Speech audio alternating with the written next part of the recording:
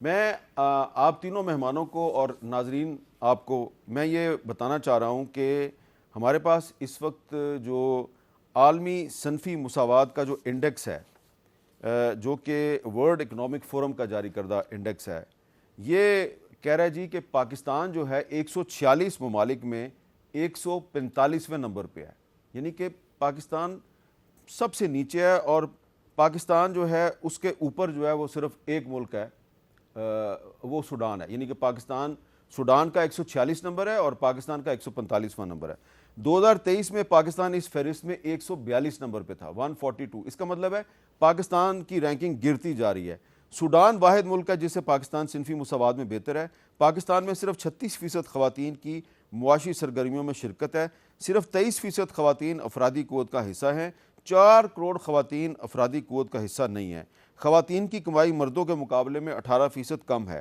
مرد کو جس کام میں 1000 روپیہ معاوضہ ملتا ہے، خاتون کو اس کام کا صرف 818 روپے ملتا ہے، اور زراعت کے شعبے میں 68% مزدور خواتین ہیں، جن میں سے 76% بغیر معاوضے کے کام کرتی ہیں، 76% بغیر معاوضے کے کام کرتی ہیں۔ کارپوریٹ اور صنعتی شعبے میں صرف 0.14% خواتین انتظامی پوزیشن پہ ہیں، جبکہ مردوں کی شرح 2.33% ہے۔ تو ایک طرف تو یہ میں نے آپ کو پہلو دکھایا کہ ہماری جو سوسائٹی ہے اس میں خواتین کے ساتھ امتیازی سلوک ہو رہا ہے، لیکن پارلیمنٹ جو ہے اس میں ہماری خواتین کی پرفارمنس بہت بہتر ہے اور آپ اس پہ فخر کر سکتے ہیں۔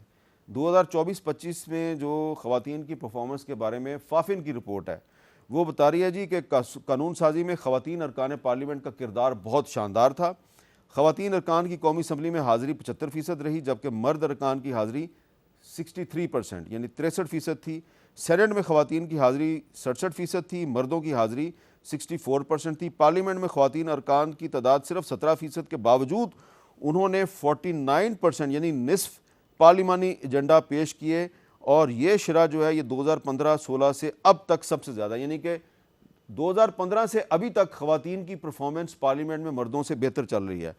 قومی اسمبلی میں خواتین ارکان نے 55% ایجنڈا آئٹم پیش کیے، جبکہ سینٹ میں خواتین ارکان نے 31% ایجنڈا آئٹم پیش کیے۔ تو اب شذرا منصب علی صاحبہ، یہ ایک جو کنٹراڈکشن میں نے ہائی لائٹ کیا ہے کہ آپ کی پرفارمنس پارلیمنٹ کے اندر تو بہت بہتر ہے، لیکن ہماری سوسائٹی میں خواتین جو ہیں ان کے ساتھ جو ظلم زیادتی ہو رہا ہے، جو ڈسکریمنیشن ہو رہی ہے، اس میں کمی نہیں ہو رہی، اس میں اضافہ ہو رہا ہے۔ اس کی کیا وجہ ہے؟ جی بہت شکریہ حامد میر صاحب، اور میں آپ کا یہ بھی شکریہ ادا کرتی ہوں کہ آپ نے ایک بہت ہی اہم موضوع آج اپنے پروگرام کا حصہ بنایا۔ ہمارے ملک میں اس چیز کی بہت اجاگر کرنے کی اہمیت کو اجاگر کرنے کی ضرورت ہے۔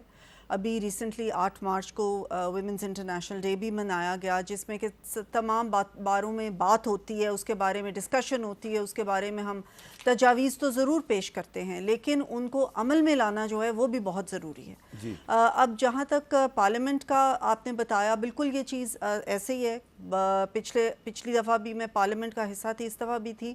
ایک تو پہلی بات یہ کہ بہت کم پارلیمنٹ خواتین ایسی ہیں جو کہ ڈائریکٹلی الیکٹڈ ہیں یا ڈائریکٹ الیکشن وہ لڑ کے آتی ہیں۔ اس کی کیا وجہ ہے کہ یہ سمجھا جاتا ہے کہ شاید خواتین اس طریقے سے فیلڈ میں جا کے نہیں کام کر سکیں گی، نہیں الیکشن لڑ سکیں گی، یا ان کو اس طرح سے ووٹ نہیں ملیں گے۔ حالانکہ الیکشن لاز کے تحت پولیٹیکل پارٹیز آر باؤنڈ کہ ایک خاص شرح تک انہوں نے خواتین کو ٹکٹ دینے۔ بالکل ایسے ہی۔ اور میرا پرسنل اپنا میں تجربہ آپ کو بتاتی ہوں کہ میرے حلقے میں being a woman and the first woman جس نے وہاں سے الیکشن میں نے کنٹیسٹ کیا، لیکن مجھے بہت زیادہ اچھا وہاں سے رسپانس ملتا ہے، ہمیشہ ہی ملا ہے آج تک جتنے بھی الیکشن میں نے لڑے۔ تو آئی ڈونٹ تھنک، میں سمجھتی ہوں کہ یہ ایک مینٹل بیریئر ہی ہے جس کو ہمیں کراس کرنا ہے۔ اسی طرح کے اور بہت سارے مینٹل بیریئرز ہیں، ڈسپائٹ دا فیکٹ کہ خواتین، ایک ہم نے ادارے کی مثال دی ہے پارلیمنٹ کے جہاں پہ اتنا زیادہ کام خواتین کر رہے ہیں، آلدو کہ وہ بہت کم ہے، اور ریزروڈ سیٹ پہ جتنی خواتین ہیں وہ نہ صرف یہ کہ زیادہ ان کی پریزنس ہوتی ہے، بلکہ زیادہ تر جو بھی ایجنڈا آئٹمز ہوتے ہیں وہ کر رہے ہوتے ہیں۔ اس کے باوجود ہم نے جنرلی آپ دیکھیں تو زیادہ انڈر ریپریزنٹڈ ہے ویمن ڈیسیجن میکنگ جہاں پہ ہوتی ہیں وہاں پہ، یا جو زیادہ ایگزیکٹو پوسٹ ہیں وہاں پہ انڈر ریپریزنٹیشن ہے خواتین کی تمام ایسے اداروں میں جہاں پہ وہ کام کر رہی ہیں. اس سے زیادہ وہ اگر ان کی ریپریزنٹیشن ہو تو وہ بہت زیادہ کام کر سکتی ہے.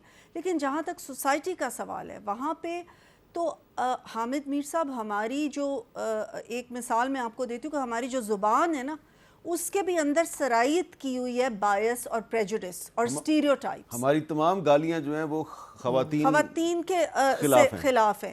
ہمارے محاورے، ہمارے استعارے آپ دیکھیں نا عام زبان میں جو ہم استعمال کر رہے ہوتے ہیں اور ہم سمجھتے ہیں کہ کیا بات ہے اس میں، ایسی کیا بات ہو گئی ہے. ہم نے اگر کہہ دیا کہ یہ کوئی چوڑیاں پہن کے نہیں بیٹھا ہوا، یا ہم نے کہہ دیا کہ میں کسی خاتون کی طرح، میں کوئی خاتون ہوں جو رو رہا ہوں، یا اس طرح کی باتیں سو common in our language، step ہوئی ہیں ہماری لینگویج کے ہی اندر. تو ہمیں بہت اپنی ذہن سازی کرنے کی ضرورت ہے ایک سوسائٹی کے طور پہ کہ ہم اپنے ذہن کو بدلیں. حقیقت تو بدل رہی ہے لیکن ہمارے ذہن ابھی نہیں بدل رہے. حقیقت میں آپ دیکھیں کہ جیسے آپ ابھی بات کر رہے تھے پروگرام شروع ہونے سے پہلے کہ کالجز میں جائیں، یونیورسٹیز میں جائیں، امتحان آپ دیکھیں، سی ایس ایس کے امتحانوں کے آپ نتیجے دیکھیں، سی ایس ایس کا امتحان دیکھ لیں، آپ B A B S C کے امتحانات دیکھ لیں، آپ انٹر بورڈ کے امتحانات دیکھ لیں، میٹرک کے امتحان، ہر جگہ پہ خواتین مردوں سے آگے ہیں. لیکن ہم ان کو اس طرح سے ایکسیپٹ نہیں کرتے. ایک سٹیج تک لا کے ہم سمجھتے ہیں کہ اب اس سے زیادہ آگے خاتون شاید نہیں اس قابل کہ وہ جا سکے. تو یہ ہمیں اپنے ذہنوں کو بدلنے کی ضرورت ہے. ہمارے پاس بہت اچھی مثالیں ہیں. اب فاطمہ جناح صاحبہ سے لے کے پھر آپ نے مثال دی ہماری first woman prime minister of the Islamic world. اس کے بعد اس وقت آپ دیکھیں کہ چیف منسٹر مریم نواز شریف صاحبہ جو ہیں ان کے جس طریقے سے پرفارمنس ہے تو تمام لوگ اس کو ایکسیپٹ کر رہے ہیں، بتا رہے ہیں کہ واقعی وہ پرفارم کر رہی ہیں، اس میں کوئی دو رائے نہیں ہے. تو یہ مثالیں ہمارے پاس موجود ہیں لیکن ان کے اوپر ہمیں اپنی ذہنوں کو بدلنے کی ضرورت. اچھا شاہدہ اختر علی صاحبہ، یہ ایک تنظیم ہے، اس کا نام ہے sustainable social development organisation SSDO. یہ بتا رہی ہے جی کہ 2024 میں پاکستان میں مجموعی طور پہ خواتین کے خلاف 32,617 جو ہیں ان کے ساتھ ظلم و زیادتی کے واقعات ہوئے، یعنی کہ ان کے ساتھ تشدد ہوا، جس میں 5,330 سے زیادہ عصمت دری کے کیس ہیں اور 24,400 سے زیادہ اغوا کے مقدمات ہیں. 2,238 گھریلو تشدد، 547 غیرت کے نام پہ قتل کے واقعات پیش آئے ہیں. اور جو ریپ کے مقدمات ہیں اس میں جو کنوکشن ہے، یعنی مقدمے کا فیصلہ جو ہے وہ صرف 0.5% ہے. جی بالکل. تو کیا اس ایشو پہ کبھی آپ نے پارلیمنٹ میں آواز اٹھائی؟ شکریہ جی حامد میر صاحب. بالکل جس طرح آنریبل منسٹر صاحبہ نے بات کی ہے، بہت ہی سینسیٹیو ایشو ہے اور بڑا اچھا آپ نے اس وقت کیا، کیونکہ اس میں اوورآل ہمارے اصلاحی معاشرہ کی ضرورت ہے کہ جس طرح یہ ونڈریبل گروپ سامنے آ رہے ہیں.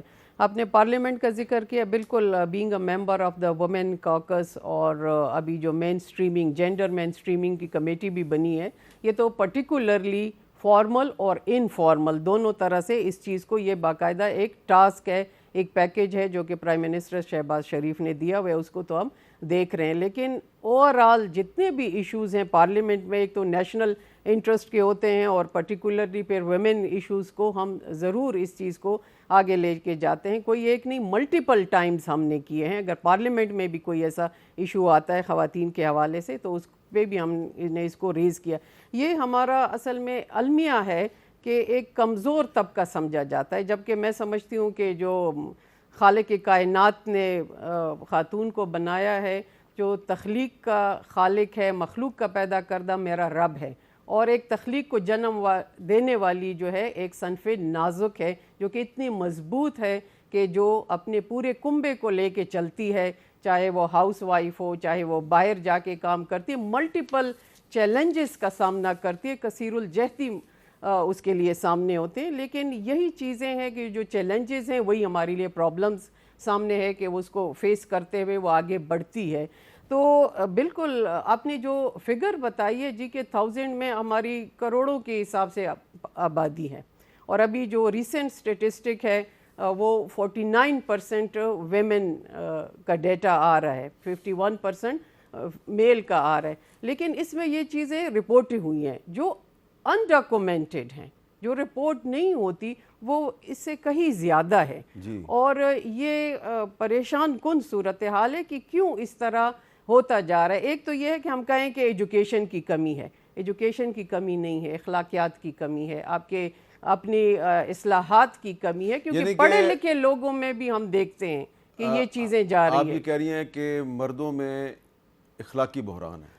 بالکل، یہ جو واقعات سامنے آ رہے ہیں وہ تو اسی وجہ سے آ رہے ہیں کہ ہونا نہیں چاہیے. ہمارا ملک جو ہے ایک اسلامی اس کا تشخص ہے، اور پھر ہماری روایات اتنی سٹرونگ ہے کہ بعض اوقات شریعت پہ حاوی ہو جاتی ہے، لیکن جب خاتون کا معاملہ آتا ہے تو کسی صوبے میں جائے تو وہ پھر مظلوم ہوتی، اس کی شنوائی اس طرح نہیں ہوتی.